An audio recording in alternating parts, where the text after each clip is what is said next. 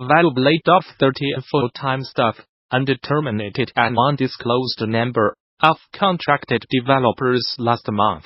Though Valve says the layoffs do not represent any major changes at the company, some sleuthing done by Uploadva seems to indicate that some of those affected by the case were developers working on virtual reality, though Valve itself did not offer any additional information on the departments affected in its statement to the publication. Last month, 30 full-time employees were let go and a portion of our contractor agreements were terminated, reads the full statement sent to Uploadva. It's an unfortunate part of business, but does not represent any major changes at the company. We thank those affected for their contribution and wish them well in future endeavors. As always, if you are someone you know has been affected by these layoffs, you can mail Gamasutra to share your story confidentially. We are just weeks away from the 2019 Game Developers Conference, and organizers want to let you know about the COURAGEOUSDEVELOPERSWHO will be participating in the popular Logic Pitch event at GD Play this year. If you have never been to GD Play, know that it's a showcase for some of the most interesting, emerging independent developers and their games. GD Pitch is a special event where select GD Play devs show their game pitching skills in front of a panel of expert judges, as well as a live audience. This year GD Pitch will take place Wednesday and Thursday, March 20th and 21st, during GD 2019, and it will again be hosted by Jason Della Rocca of the investment platform Execution Labs. 10 selected dev teams will each be offered the pitch prep and training. Then get 5 minutes to pitch, followed by questions, advice, and feedback from the judges. Each day the judges will declare a best pitch and award a complimentary all-access pass to GD 2019. It's always an exciting event, so leave some time in your GD 2019 schedule to drop by and check it out. GD Pitch DAY1 Wednesday, March 20th 12:30至1:30 p.m. Pitcher's Game GD Pitch DAY2 Thursday, March 21st 12:45至1:45 p.m. Pitcher's Game GD Play exhibitors opt in to participate in GD Pitch via GD Connect. Selected studios are given strict format instructions and rules, as well as a time slot on one of the 2 days. As you can see, each of these events is expected to run about an hour and will take place at the Career Center Theater in the North Hall of San Francisco, as Moscone Convention Center. It promises to be an engaging high-energy competition, so leave time to check it out as you are planning out your conference. Schedule the Acto and any GDC 2019 session scheduler.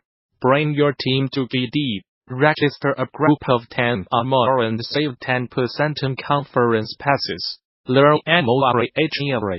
For more details on GDC 2019 visit the show's official website, or subscribe to regular updates via Facebook, Twitter, or Gamasutra and GD are sibling organizations under parent company Informa. I keep writing about deep gameplay and how it needs complex verbs, mechanisms that go beyond probabilities, progress bars and damage numbers. But how exactly do those systems work then?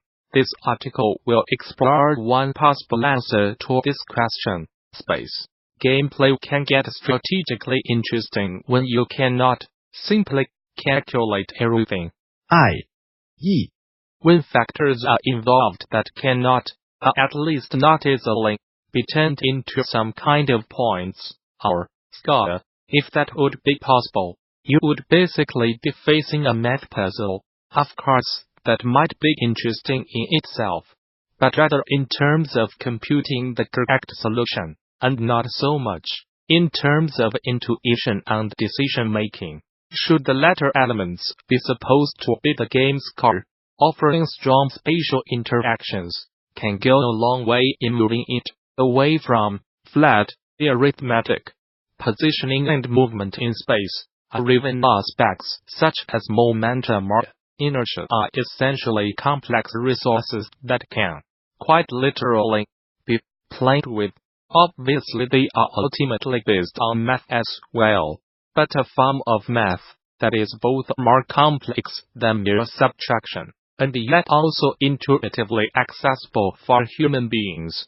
This base complexity can furthermore be used to foster an emergent interplay between gameplay elements, and thereby create even more depth, without having to resort to more and more convoluted math.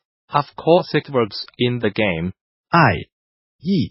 The actions players are able to perform have to be tightly connected to the game's spatial structure, so they can properly support it and give it meaning.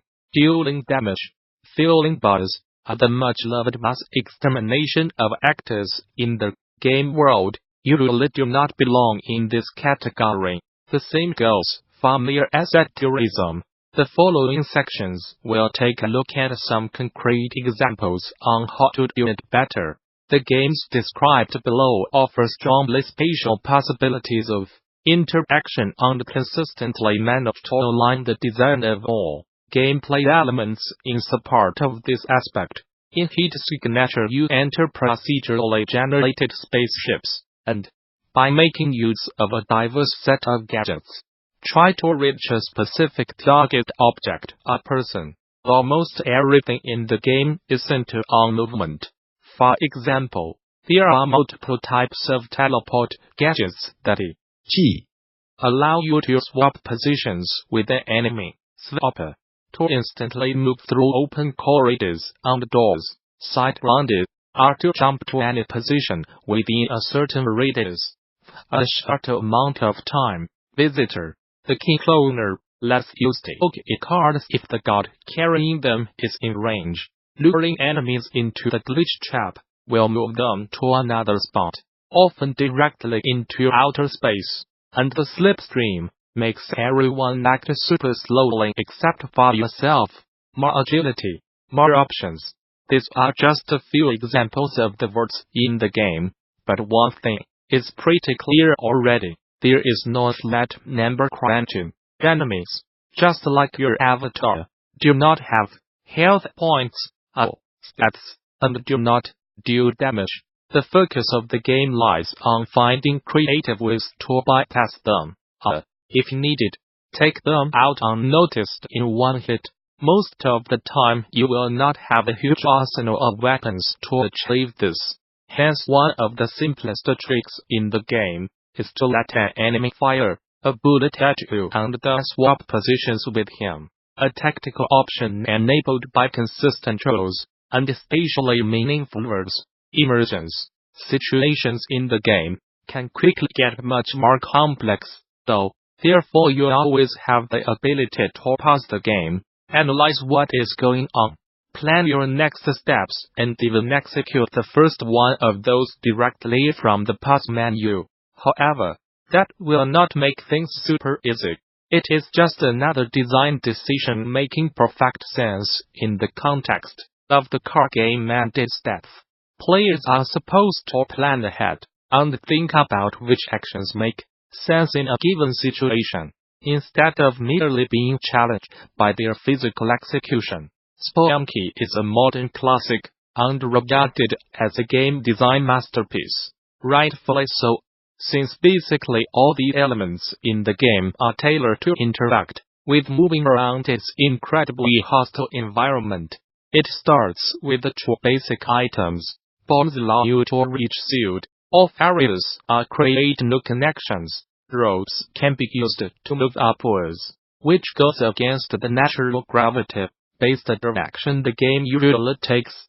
The same is true for climbing gloves and the iconic jetpack that, additionally increases your horizontal reach. Jumping boots increase your jumping height. The medic can manipulate a level's layout. Spike shoes prevent you from sliding over ice blocks. But it is not just the items. The behavior of each enemy and every trap in the game has an limited spatial impact and frequently forces you to reconsider how to move forward. You cannot land on spikes or stand next to a key trap for too long. Boulders need to be dodged